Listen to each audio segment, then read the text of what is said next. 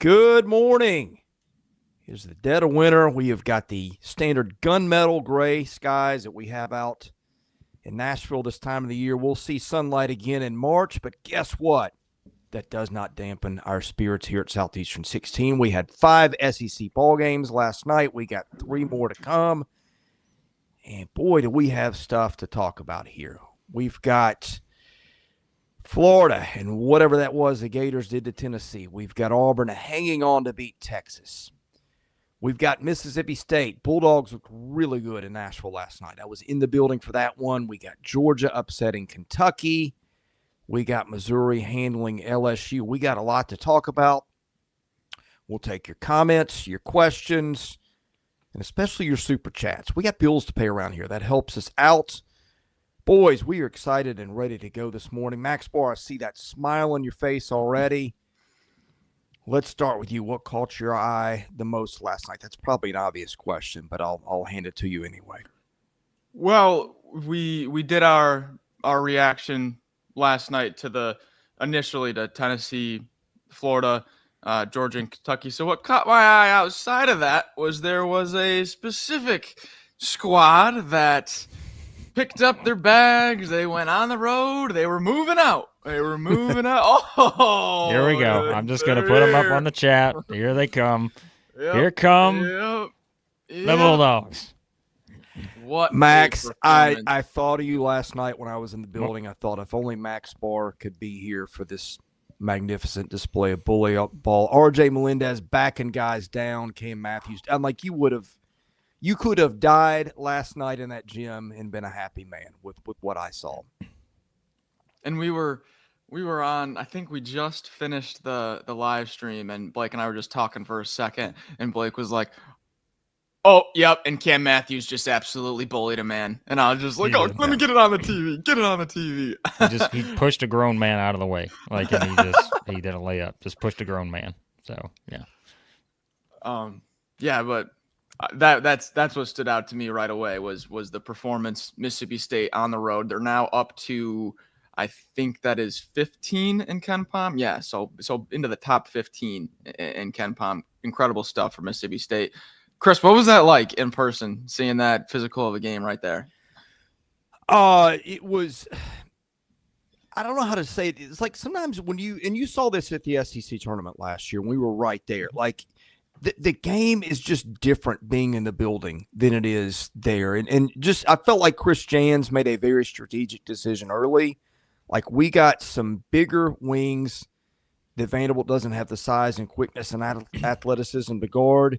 And he just said, have at it, guys. And the defensively, I think you've seen Vanderbilt get a lot of buckets in transition this year where they have gotten, I'm not saying gotten away with passes, not like they were bad passes, but when you've got athletes with the length and the size and the speed State's got to close down spaces. Like I think there were some passes last night on fast breaks and stuff that might have gone for dunks and layups that against those guys just did not. And I think that's what stood out being in the gym last night. It just Mississippi State just sort of physically overwhelmed Vanderbilt at times. No, Vanderbilt made a run late in the game, cut it from 22 to 5.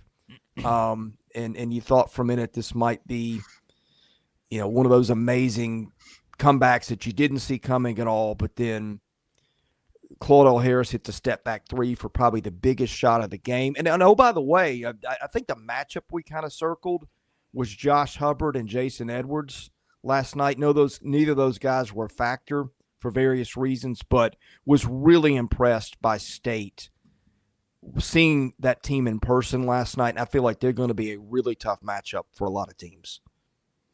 Well, just to quickly clean up a little bit of what Max said. So there are going to be some of you who are joining in saying, did you guys not watch the Florida, Tennessee, and Kentucky, Georgia games? Yes, we did. We did a reaction to that last night, in case you did not see that. Max and I were on for about 45 minutes talking about those two games last night as they finished. We also mentioned that Chris was at Vanderbilt watching Mississippi State, so we decided to do the reaction to the rest of the games this morning. So just so you understand, sometimes the schedule will kind of fall that way, depending on our schedules. So we did already talk about that. And yes, we will still talk about, get Chris's thoughts on Florida, Georgia, and all that as well today. But just giving you guys a heads up if you want to watch that after this, you can. Don't leave the browser. Don't go watch it right now. Wait till you get done here. But Mississippi State, as I noted on Twitter/X last night, their best start since 2003-04 season.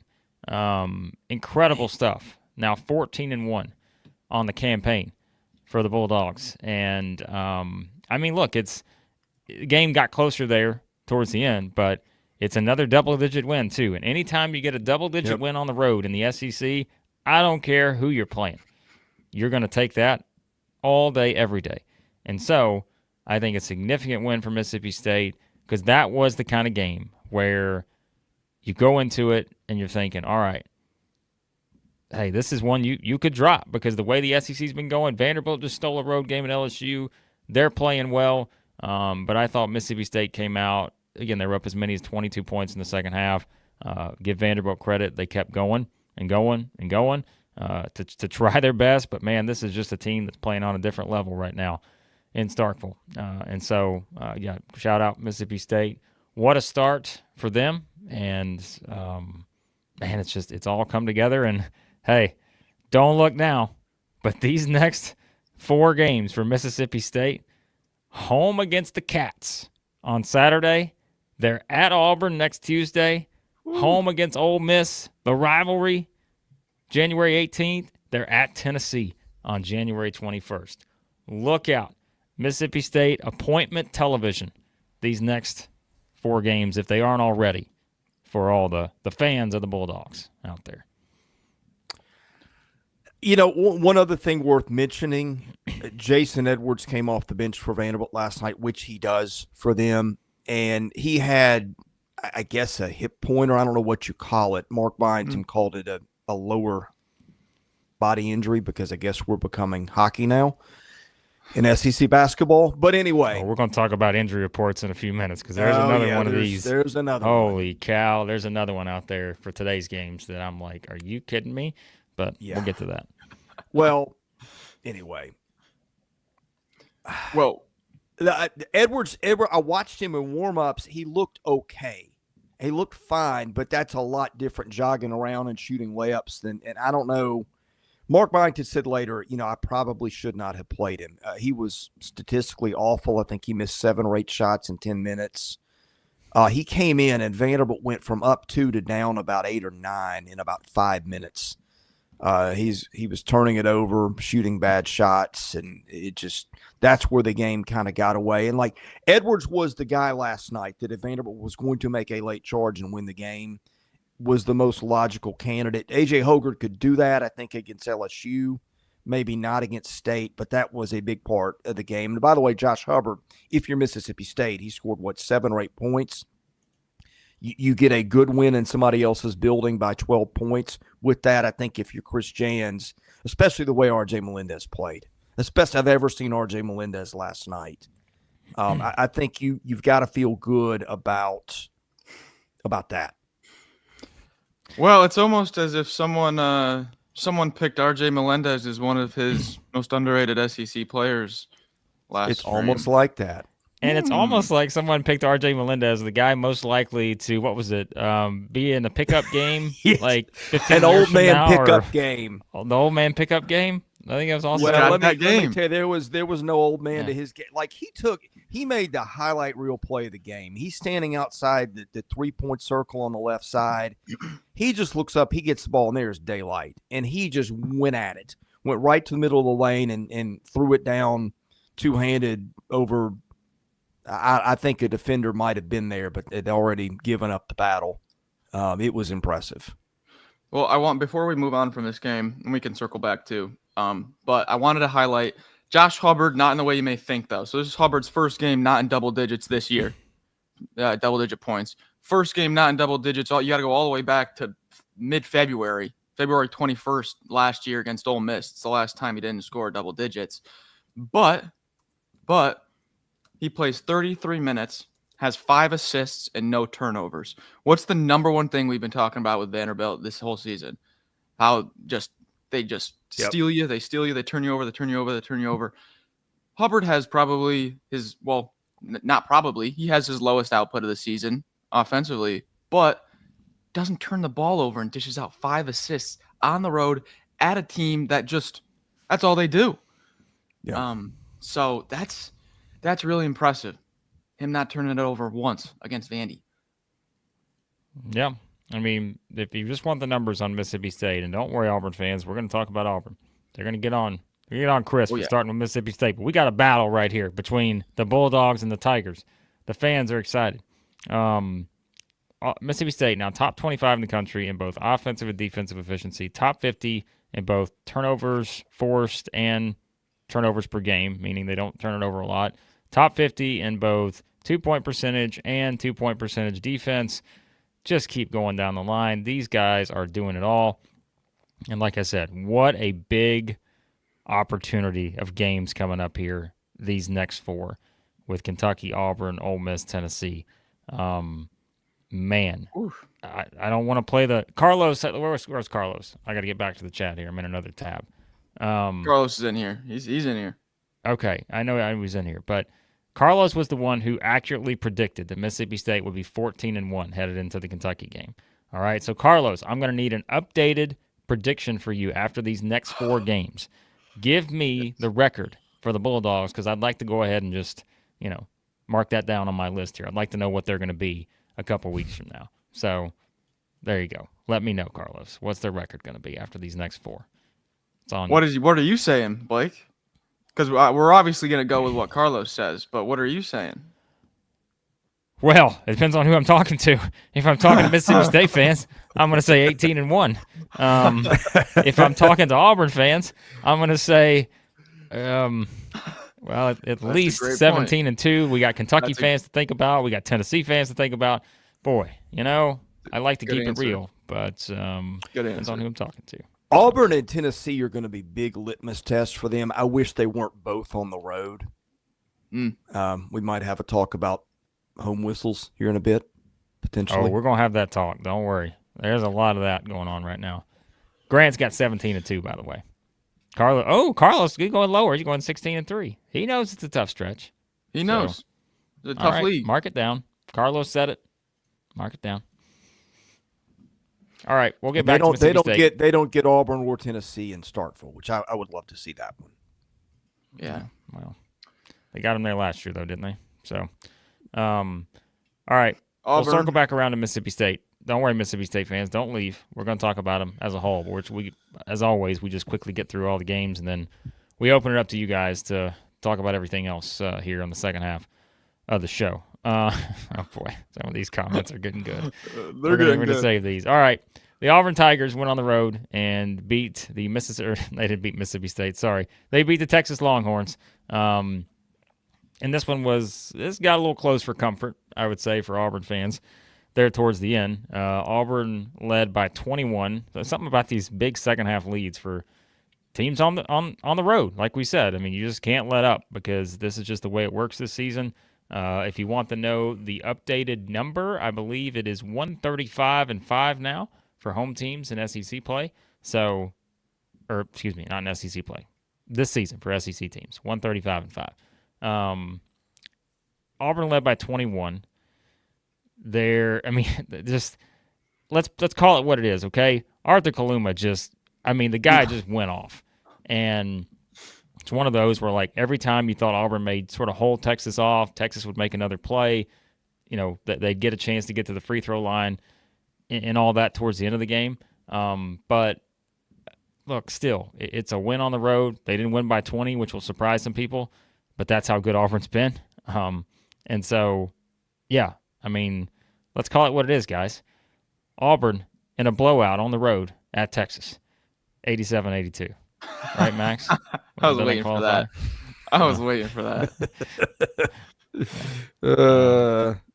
Anyways, thoughts? By the way, Johni Broome did get he got punched in the face in the game, and he did get the technical foul right afterwards. If anyone missed that was quite a sequence there. Who was it? Someone earlier said that. Let me find it here. I almost had to change my name to Johni got hit in the face. Yeah, he did, and he let him know about it. So for sure. All right, thoughts. you open your road slate, and you've got to face Arthur Kaluma when he has his career high in points and career high in 3-pointers made. Recipe for disaster for most teams, not Auburn. That's pretty impressive when you put it into consideration. You think of how many teams could go to the Moody Center right now and have Arthur Kaluma put up his career high by 6 points. Okay, it wasn't like he just barely broke it. His previous career high was 28. All right, Arthur Kaluma has the game of his life, and you still win. I mean, I've been talking up Ja'Kai Howard for like 4 or 5 streams now. He gets 6 points in 10 minutes. Can we get those minutes going up? I want more Howard minutes. Where do you find them? I know. It's tough. But my gosh, this guy's just so explosive. I want him on the court more. You could talk about any player you want on this Auburn team. It's just so much fun to watch. I did not get to see it, but just kind of comparing box scores to pregame expectations, you guys were right about the 3-point shooting.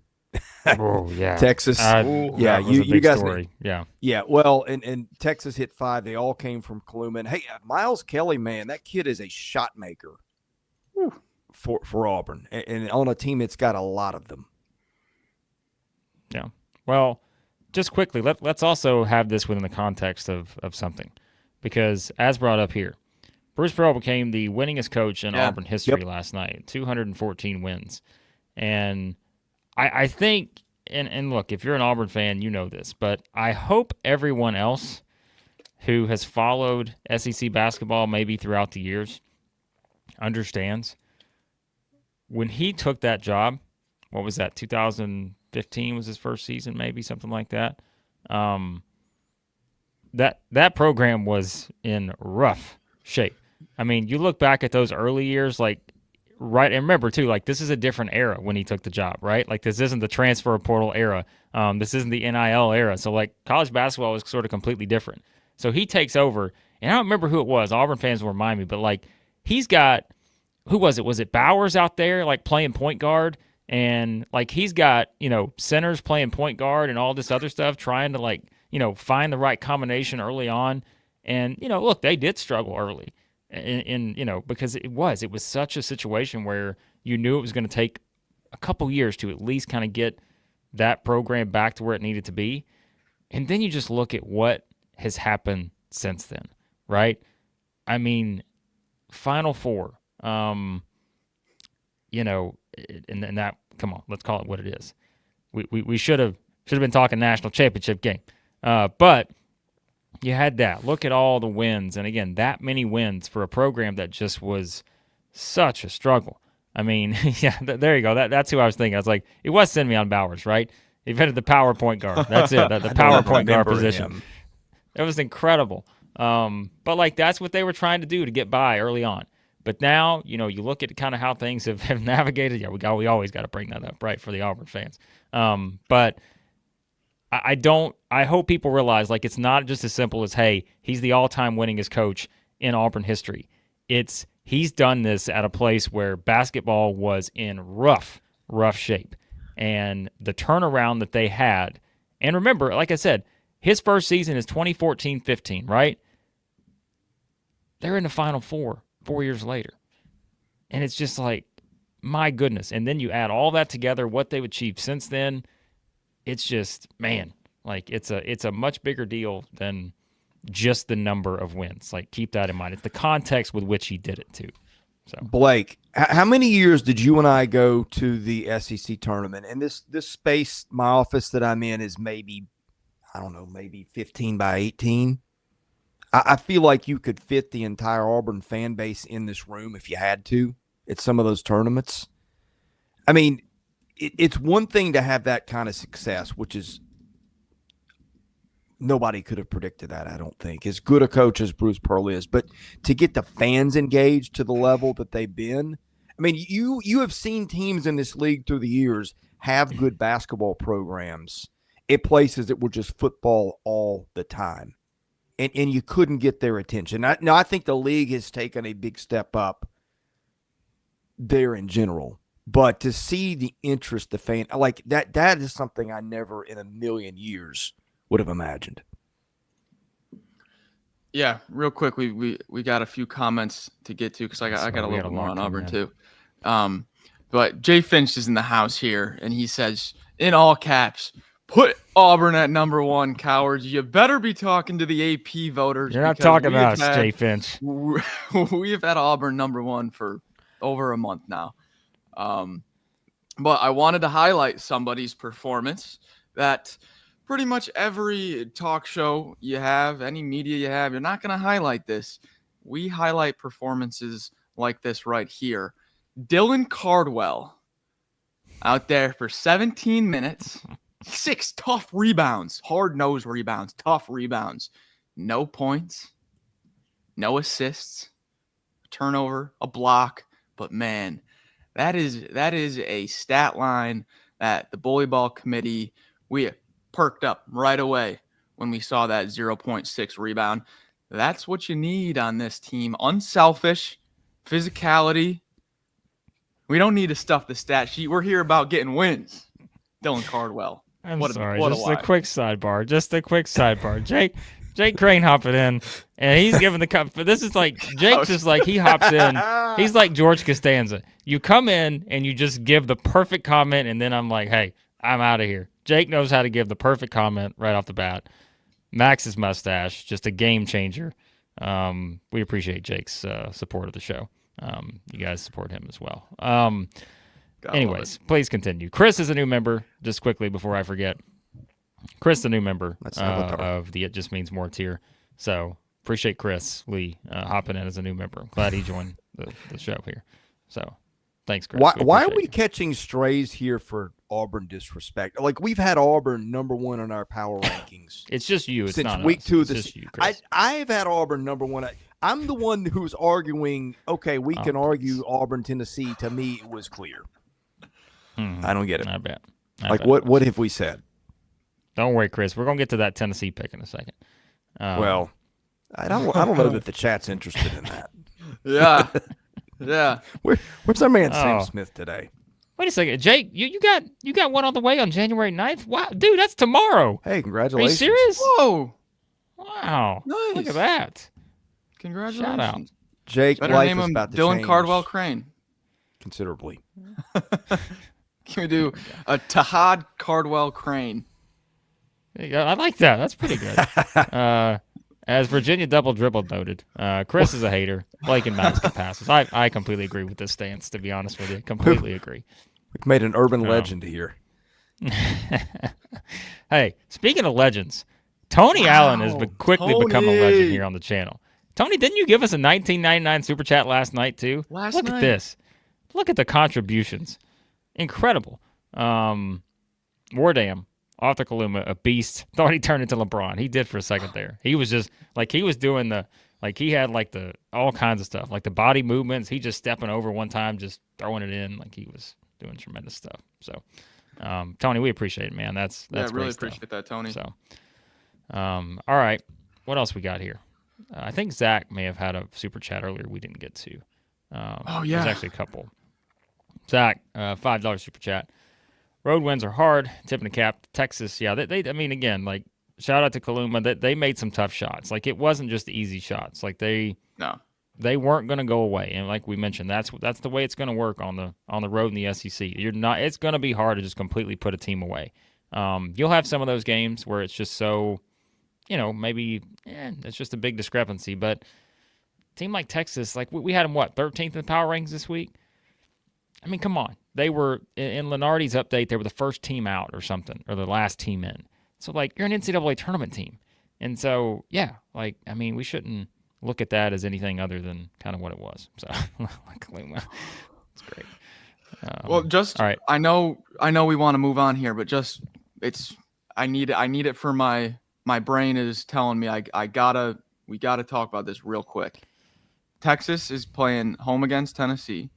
And they're at Oklahoma, and then they're at Florida. I'm going to go out on a crazy limb.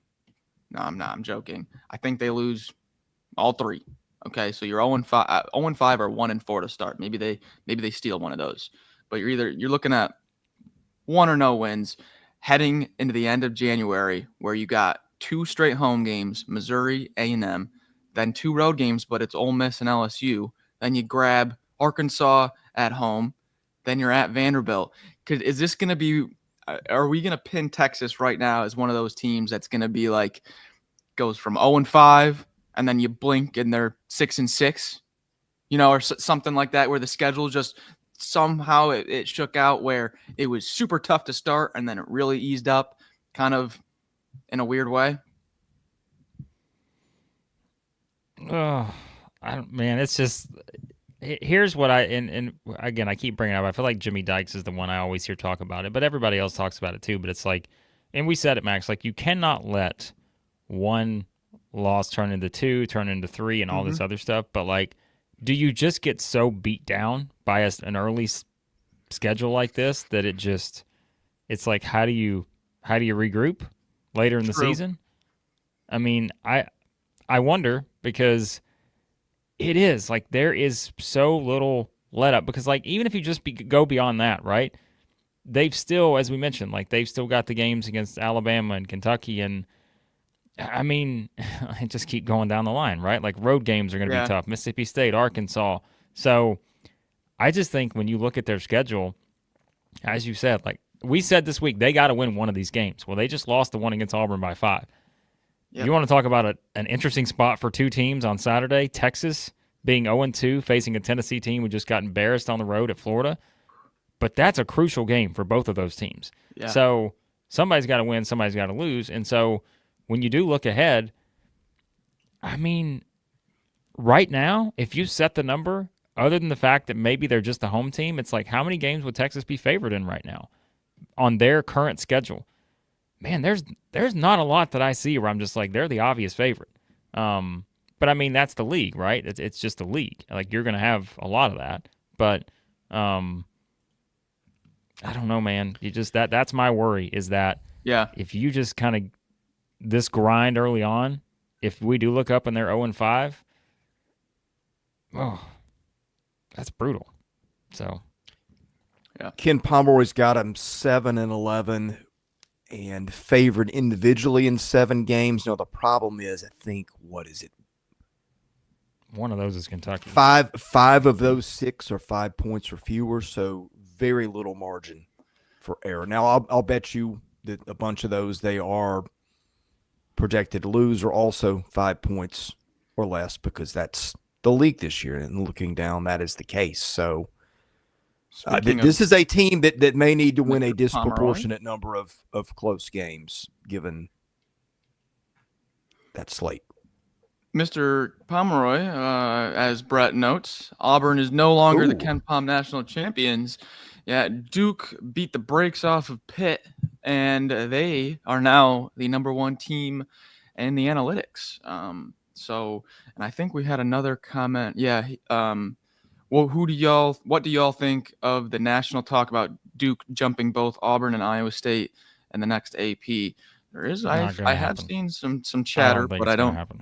You saw with even with as dominant as Auburn was with Tennessee in front, I feel like the AP doesn't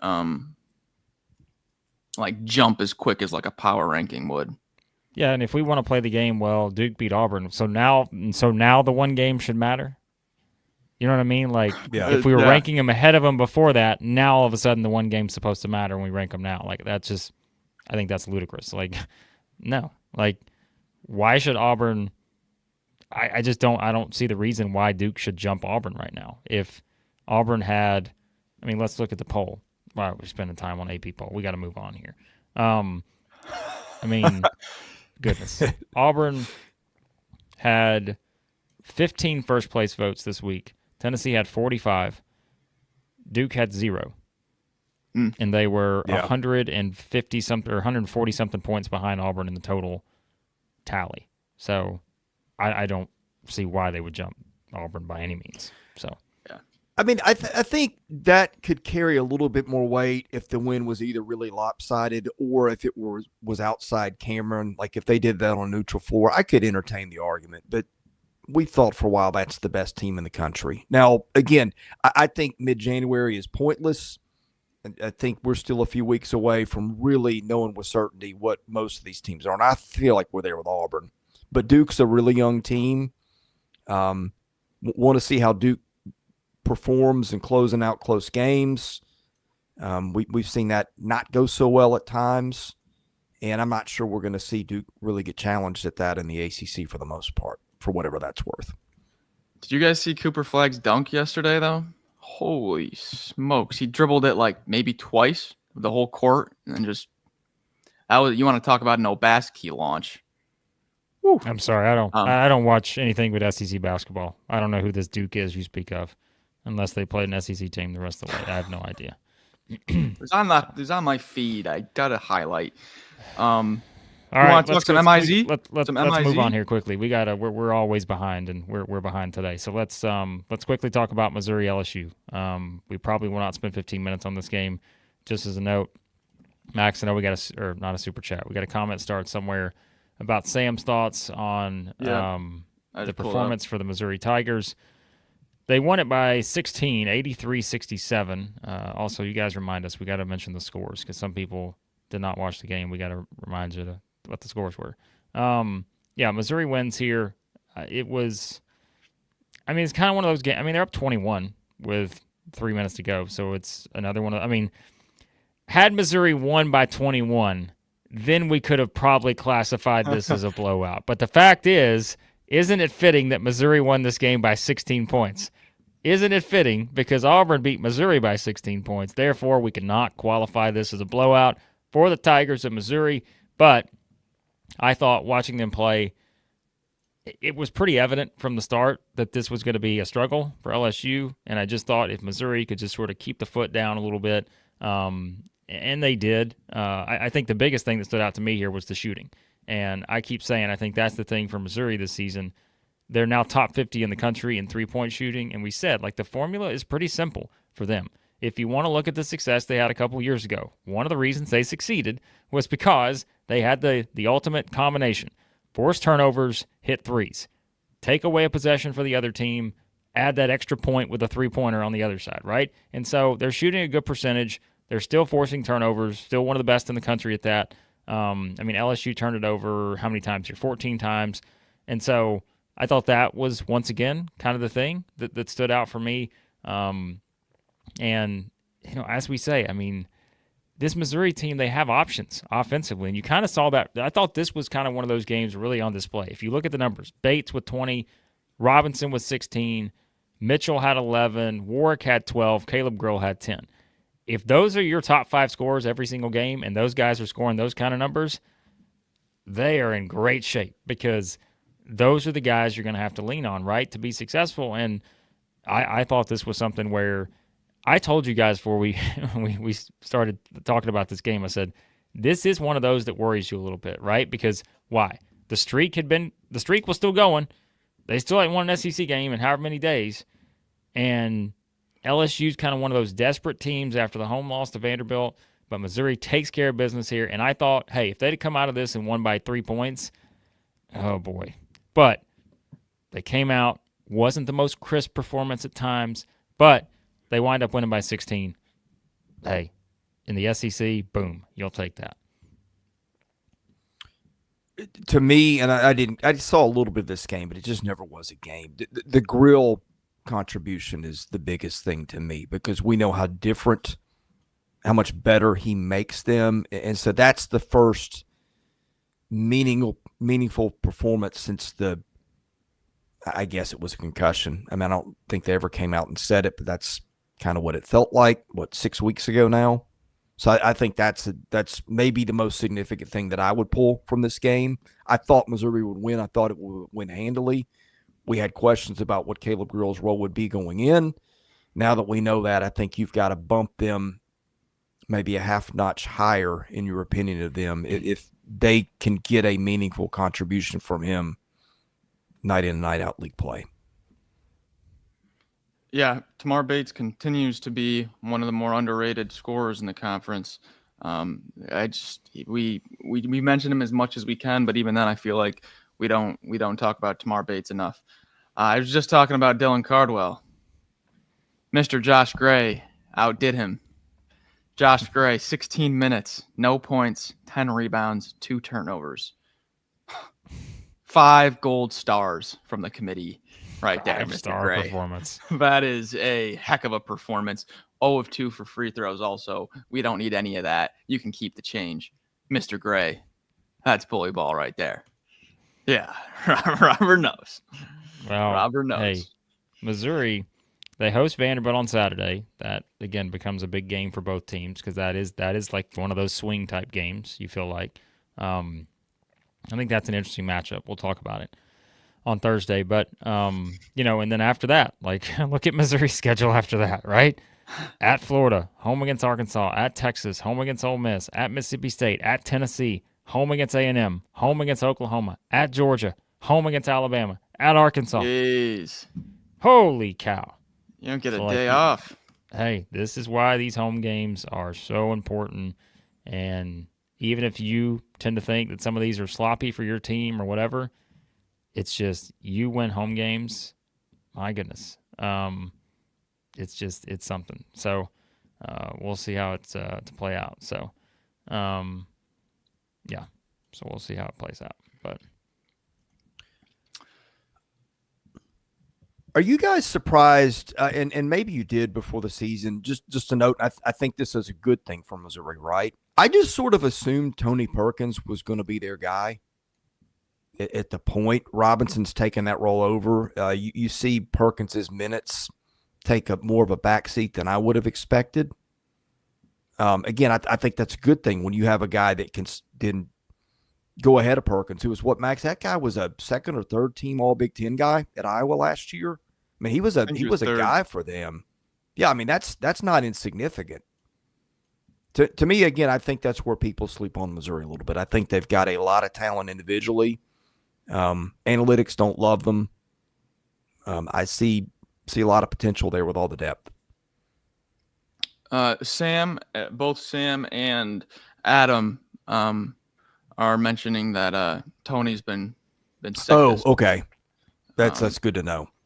But also, to back up your point, they do kind of have that, whose night do we want it to be? Who matches up the best?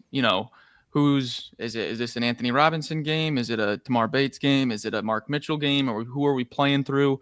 They kind of have those different looks and different options, and have that last year with all those injuries. Oh man, those injuries were tough.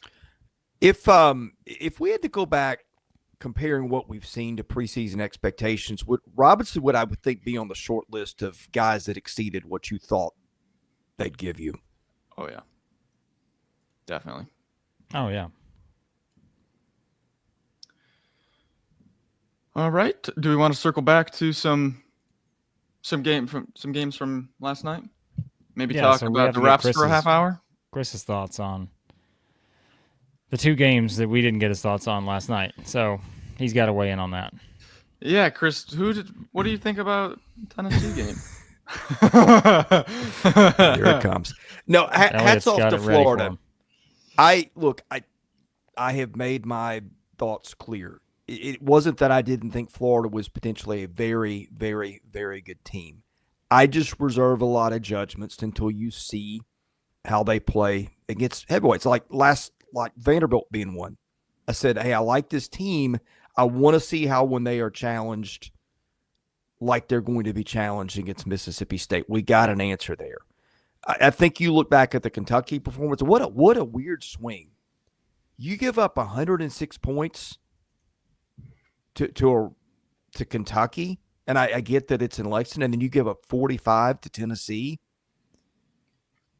I'll tell you what stood out to me, and I don't know how much you guys talked about it because I haven't gone back and listened to it yet. I was, again, watching Vandy and State in person. But when I watched them this year, my question was about their depth. I think you need, like, you look at Missouri. Missouri's got 10 or 11 guys that I think can play at a respectable level. Florida's got, about 8? And I wasn't sure about some of those guys, how good they were. Denzel Aberdeen and Chinilu, I know I botched the pronunciation. are both guys that the more I watch them and what they're giving Florida, I think all the attention is on the guards, and rightfully so. But I think they're getting a roster bump through some of those bench guys being better than I anticipated. And now that I've seen Florida, I just needed to see how that looked against a top-tier contender. I'm there now. I mean, I wasn't far off. I just needed the validation. I mean, that was validation way beyond what I thought we were getting last night, because I thought Tennessee, based on what we'd seen in Illinois, I mean, Tennessee went up there, and look at how Illinois played since that Tennessee loss. Look what it did going into Oregon.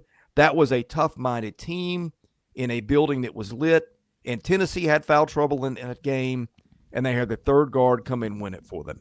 I was like, Tennessee has gone on that stage and handled that before. You know, maybe Florida's a better team, but we have seen how it responds in that kind of spot. For Florida just to not make this game a game from the jump was incredible.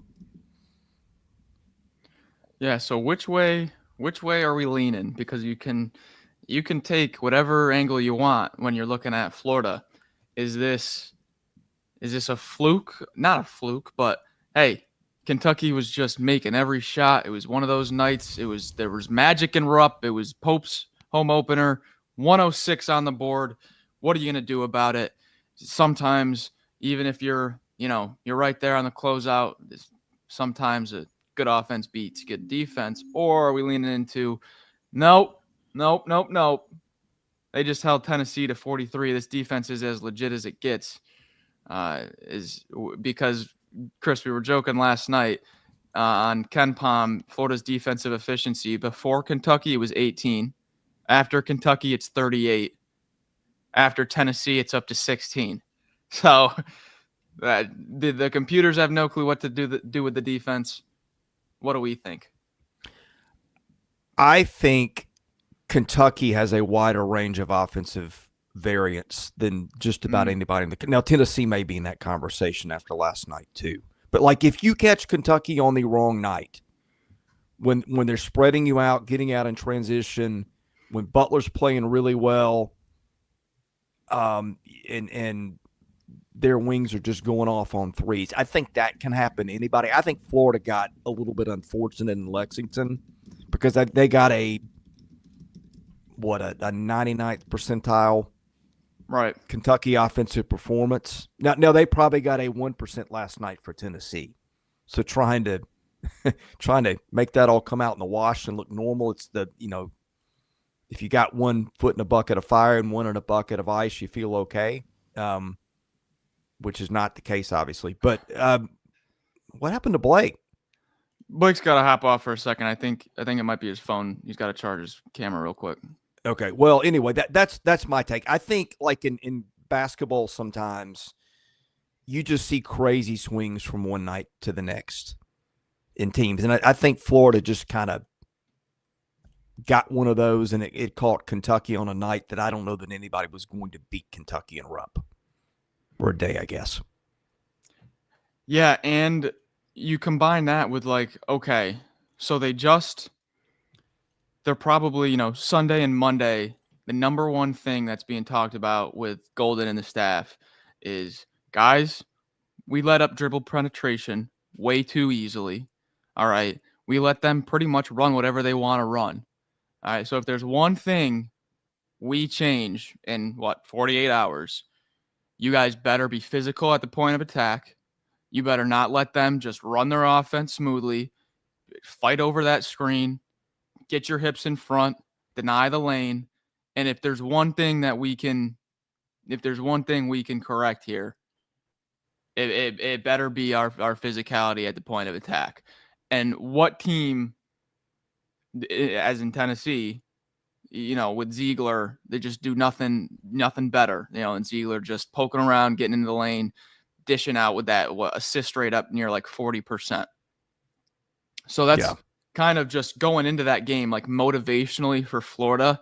It's like we are playing with pride here, and it's going to stop the number one thing that is the catalyst for this Tennessee offense, which is dribble penetration. So I just thought that like it was just kind of a nightmare situation for Tennessee catching Florida in that spot where they're just pissed at the performance they just had, effort-wise defensively. I am still a little concerned about them if they get an injury somewhere. The Gators? Yeah, because I love, like I said, I love their 7 or 8 guys, but you take a random hit somewhere and that could be detrimental in a league where your margins are about that big. But as constructed right now, that is a top 5 team in America. Well, and that's why they're so tough to play, right? Is because they don't have that they don't have like that depth issue in the backcourt or the front court. Whether it's, if it's Clayton, Martin, or Richard, whichever one needs a breather, Aberdeen can start at half the teams in this league right now. And then same thing with the front court. I think it's a little bit less. I think Sam Alexis is starting to fall back in the rotation just a little bit. Chinyelu is definitely, I think, a little bit better when you're talking about the 2 incoming front court guys. But whether it's Tommy Hawk, Chinyelu, or Condon, whichever one is rotating between those guys, everyone's always fresh. It's like it's a rare thing to have the depth in both the backcourt and the front court. There's a few other teams at the top that have it, of course, but I mean, that's a luxury. I still leave the night putting Auburn on a pedestal above everybody else in the league, if not in the country. We can have the Duke conversation. I would still take Auburn 10 times, if you played them 10 times on a neutral floor over Duke. But watching Mike Logden on the bench last night, celebrating, like I'm thinking, like if he were on this team, would we be having an Auburn Florida conversation? Well, the thing that's so tough is, Chris, Florida's top 5 in the analytics. They're 5. I mean, I think like in our heads, since Auburn has just been at, either 2 or 1 in whatever site you look at for, I don't know, like 2 months now, they've just kind of been in this kind of, league, not league of their own, but they've been at the top. They've been in our power rankings number 1 for over a month now. And we got to start giving these other teams a little bit of a boost here when we're talking about it, because if you think about Florida, just put Florida on a neutral court against Auburn for hypothetical.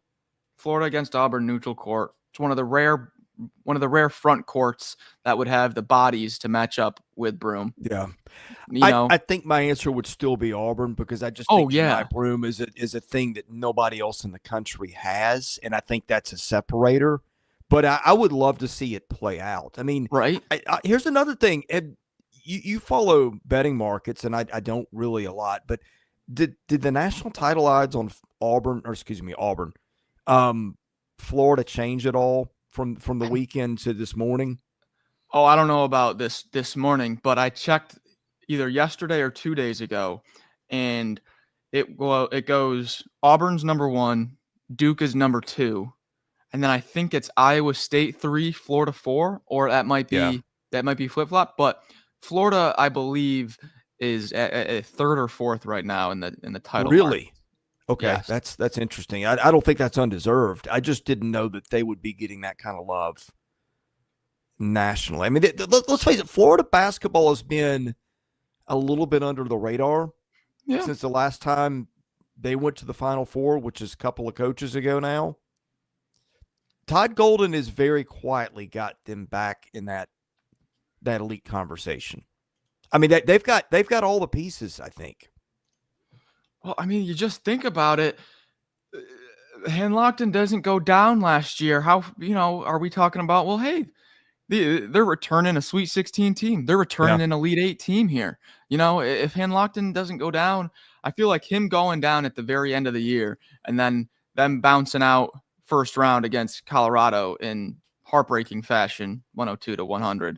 I feel like if Hanlockton doesn't go down, they win that game. And then who knows?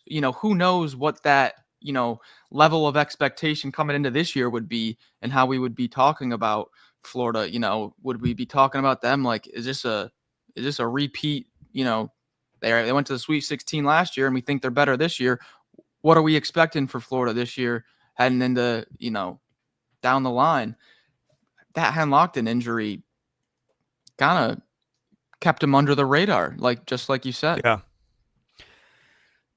Let's talk Tennessee a minute. I mean, I don't know how you can't have some questions after last night, but was that kind of also what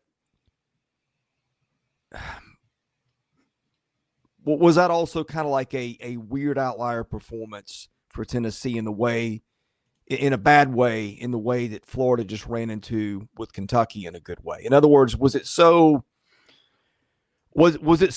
out of character with everything else that Tennessee is that you almost disregard it till you see it again? Or was that all right, there might be some major cracks here that we need to talk about kind of night?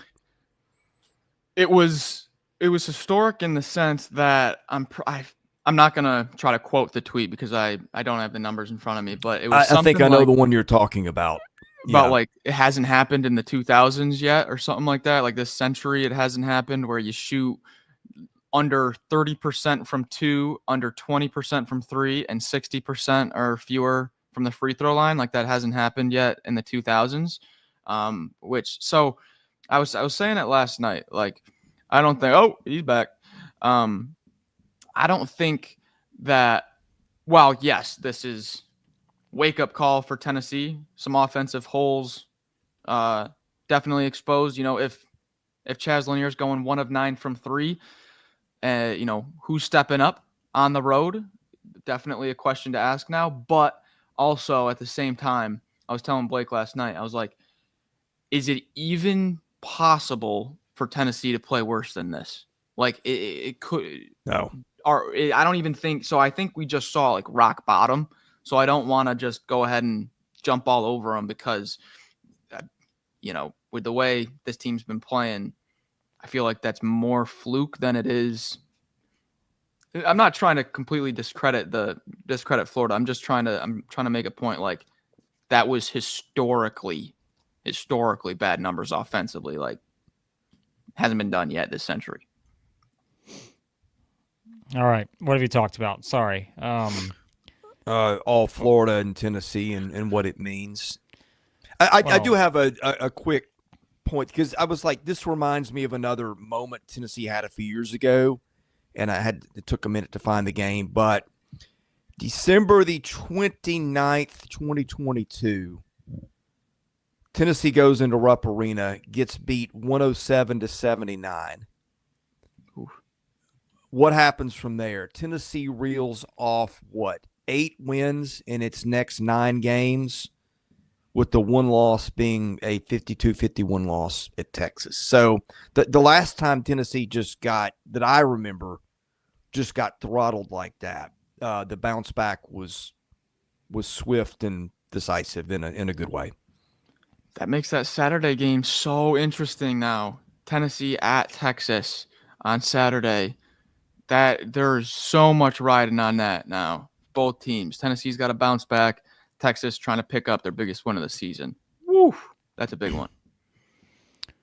All right. So just quickly. Go ahead, Blake. Go ahead. No. Well, I was just going to ask. We haven't really unpacked Georgia, Kentucky at all. At least not on this one. I know you guys did that last night. Well, we're going to give you the floor to do that real quick because we're 55 minutes in, and we talked about it for a half hour last night. So how about just quickly give your thoughts on Georgia, Kentucky, and then we've got a couple other things we've got to get to, and so this show doesn't become an hour and a half.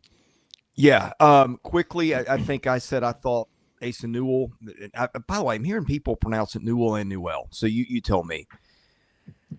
I thought he was probably the key to the game. I think that ended up being pretty close to accurate. I watched a little bit of it. And Max, what do we all need? What have we not been talking about?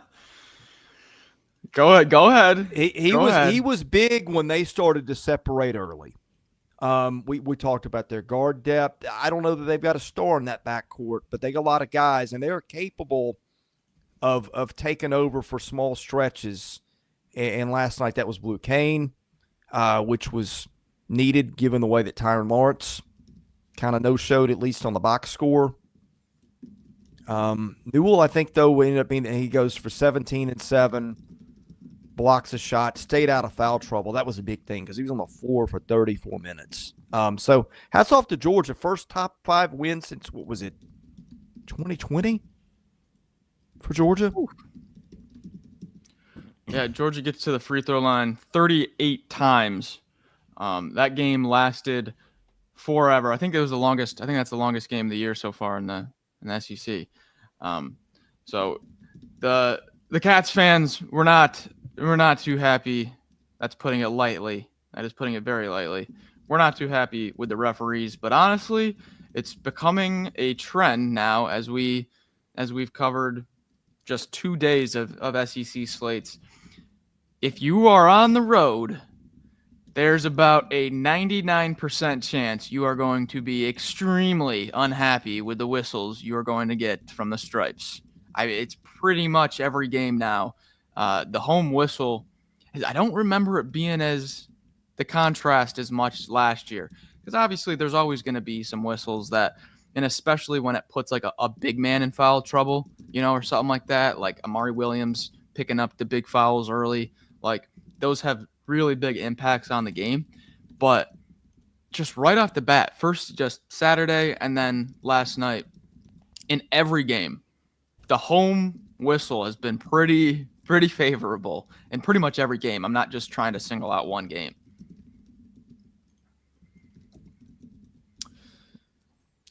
I thought Blake had something to say. If not, sorry. I'll go Full disclosure. You guys notice I'm a little preoccupied, and I apologize for that. But full disclosure, okay?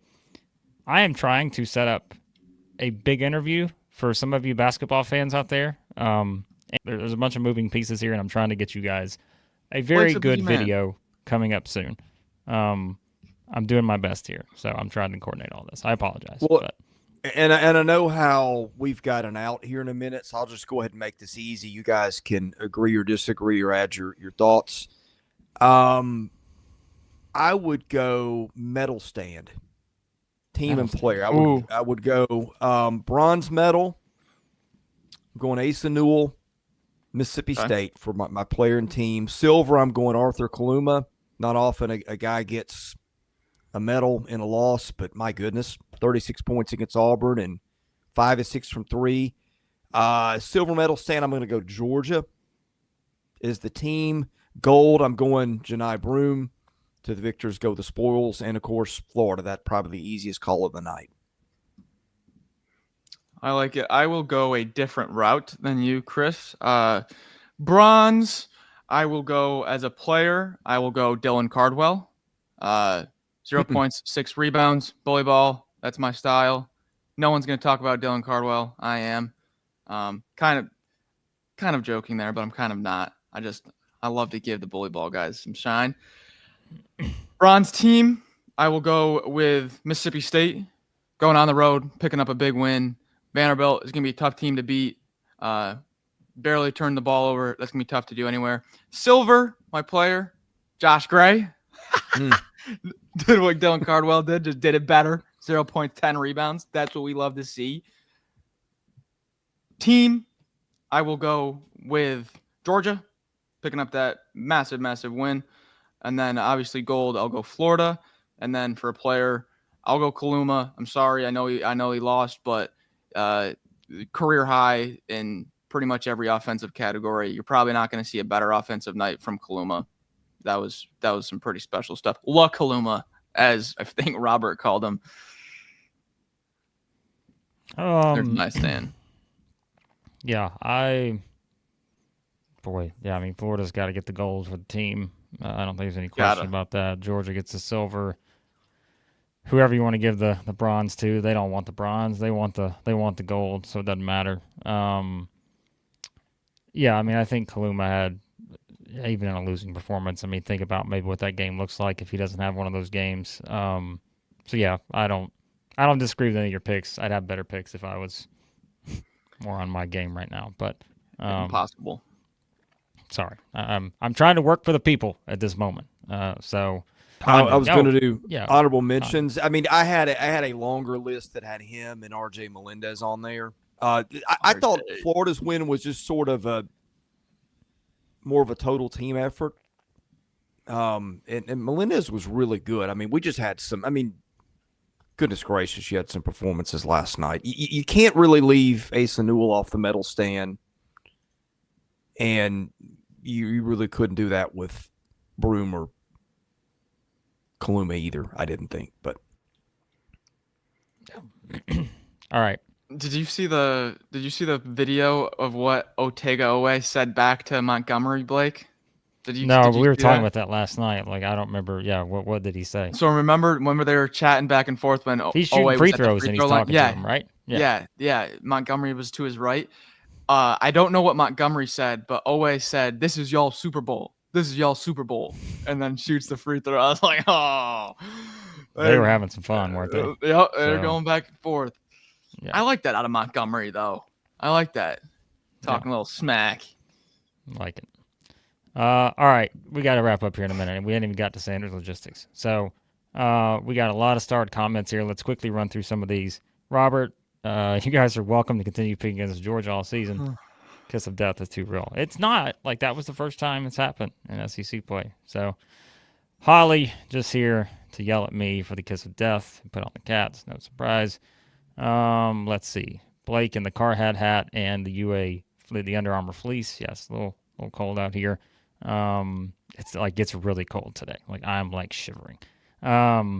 Chris already answered for the Tennessee pick from Elliott. Mike White's it's a great one. Mike White hired Sanders Logistics to move that home whistle into Stegman. Maybe. Blake give Chad Baker-Mazara some heat for not making free throws. Yeah, come on. The streak was Come on, broken. CBM. The streak. Anyway, shout out to Jake Crane from earlier. The SEC atmospheres right now, they are on another level, aren't they? But I mean, look, it's success, right? I mean, people want it. It gets people excited, doesn't it? So it should be that way this year. Why wouldn't it be that way this year? I mean, I hope it continues. But a lot of great crowd support so far, for sure. What did we get to Mother Carol super chat, Max? Oh man, While I was gone, I think we did. Did we? Okay. Oh boy. $5 super chat. The monitor reviews. No, Oh. we didn't. Okay. We talked about that last night. $5 super chat from Mother Carol. The monitor reviews play too much of a role in Kentucky, Georgia. Yeah. Even Mother Carol last night was saying, you know what? I don't even care if they get it right. Just stay away from the monitor. So, which Max Get and I away support. from the monitor. So, all right. There should be Crusty like call me a diva. There should be like a coach, like a challenge flag or something that you could throw. Like if the refs start to go to the monitor, the coach has like a red flag they can just throw right at the ref, and it's like, nope, monitor canceled. You can't go to the monitor. Game continues. We need one of those. We need each coach to have one. Krusty thinks I'm a diva for wanting to recap after I left. Zach wants a Chad Baker-Mazara interview. No, we're trying to get some cool interviews lined up for you guys. So hopefully we get some of those. We got quite a few we're trying to line up for you guys here on the channel. So, yep. And the Nick Pringle Legacy game tonight at 6. So we didn't got to tonight. Oh, yeah. But look, there's no, a little thing we can't can't mention. Okay. We can't go down this rabbit hole. Hold on. We're an hour and 5 minutes in. We've got to wrap up here in just a minute. So if you want our thoughts on the games for tonight, you guys know we've already done a predictions video. Check that out. Chris, add in the quick note on that, and then we got to get Sanders Logistics and get out of here. So, yeah, the note is Wade Taylor is listed. It's out for tonight. I think it was out. I would have picked Oklahoma if I knew that. I don't know what the injury is. I think CBS Sports had reported that he'd been dealing with a groin injury going back to maybe mid-December. Is that what the case is here? Because there were no specifics that I saw this morning given on what it is. Pretty sure it was the Purdue game. I want to say it was either Purdue or Texas Tech when he hurt his groin, but he stepped out of the game against Texas right at the start of the second half, kind of. But then he finished the game, but didn't really look himself. Do we want to do a quick official repick? Because this is very significant news. You guys can change your pick if you want. I would pick Oklahoma but I'm not. We don't change our picks. But like if I'd known that, I'd have picked Oklahoma. Okay. So, because the home team. You can change your pick if you want. Home team, road team, miss them. Somebody like that. I mean, that's not insignificant. I mean, he was a preseason first team All SEC guy. Yeah, I mean that was. I'll go Oklahoma now. Okay. I'm not officially changing. And I'm just telling you. I don't change my pick. Well, but no. Blake's not officially changing. No, I don't, because I've never changed my pick after the fact. But I'm just telling you, at that time, if we'd have made our picks, I'd have picked Oklahoma. That's not. I mean, that's an excuse. We didn't have all the information when we made the picks. I am going to change my pick as well to even more confidently double down on the Aggies because they need my support right now. Yeah. They need my support right now. Someone's got to do it. Someone's got to do it. All right. So, something else we got to get to here on the way out. See if there's any more. I think we got to all the super chats, all the comments. All right. Yep. So, something else going on. Tell you who else needs your support, Max. You know who it is? I have an idea. Could it be anything that has to do with... Because I've been having a few hassles, and I would like to be free of these hassles. If you would like to be free of hassles, and you would like to, let's say, move as well, then you can call our friends at Sanders Logistics. Free of because they are all about hassle-free moving. They're about everything. They're about life. Okay? Oh, you'll get life lessons from moving. So they're all about this. And Krusty, he thought it was Sanderson or something like that in the comments. Krusty said, been here so long, he thought it was Sanderson Logistics. It's Sanders Logistics, folks. How you don't know that by now, I don't know. But Sanders Logistics, formerly known as Ted R. Sanders Moving, a leader among moving companies in Nashville, Tennessee, and the surrounding area. If you want to get out of this cold weather like I do right now, then their team of professional movers are focused on delivering efficient, hassle-free moving at an affordable price. What are we laughing at? That's so funny. Robert's got a great comment. Unhassled by what has been. That's a great comment right there. It's a great comment by Robert. Robert seems like someone who wants to move. And if he does, he can move across town. He can move across the country. Either way, Sanders Logistics has him covered. All you got to do is visit our friends, Sanders Logistics, at tedrsandersmoving.com. Let them know that Southeastern 16 sent you. And, hey, just tell them you want to know about life. You want to know about moving. Yep. And they'll say, you've come to the right place. Let's talk turkey, folks. Let's get you moved anywhere you want in the world on planet Earth.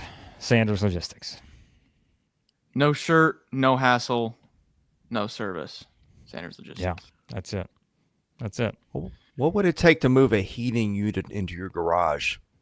I need something right now because I am frozen. How cold is it in your garage? It's freezing right now. It is. The real question I couldn't even tell you. What would it take for Chris to join the mustache? Oh, the world doesn't need to see that. Good answer. All right, we're out of here. We are out. All right. Thank you for joining us. Thank you for leaving your super chat so we can get our man portable heat or something. I got to hand it to Blake. I mean, how cold do you think it is in your garage? I don't know. We haven't seen your breath yet. I'm a little surprised. I can't feel my toes right now or my legs. Like, it's just... Listen, I don't. I hope so. There's no no confusion. I do have a little heater, but it's not going to hold. It's just sort of, it's just one of those things. So, I'm indoors and it's cold in this office if I don't have my portable heater on. Today is the first day. I'm like this. I'm like, oh, and then we got 4 to 7 inches of snow coming on Friday. If you guys want me to broadcast live from outside in the snow, I can, because it's not much different than in here. So we could do that on Friday. But there you go. All right. Yeah, we got Congratulations Alabama, South to Carolina, all teams who won. Yeah. Oh, yeah. Ole Miss, I Arkansas. don't know what our schedule is tonight, folks. I have no idea. We may go live tonight. We may go live tomorrow morning. We'll let you know. So Get those notifications Here's on. how you know. Hit the subscribe button, enable your notifications. That way you just know. It says, hey, these guys are going live. We don't know when we're going live just yet. But it'll be tonight, it'll be tomorrow, it'll probably be both, honestly, given how much we are enjoying this. So anyway, thank you for watching. God bless you. Everybody stay safe. Snow and ice coming to most of you in our viewing area, sounds like. So take your precautions, make your grocery runs, whatever you do to get ready for snow. Have some fun with it. I can't wait to go sledding with my kids, if that's what happens. So, all right, for Max Barr, Blake Lovell, thank you all for watching. God bless you. Have a good day. You've been watching SEC basketball coverage here at Southeastern 16.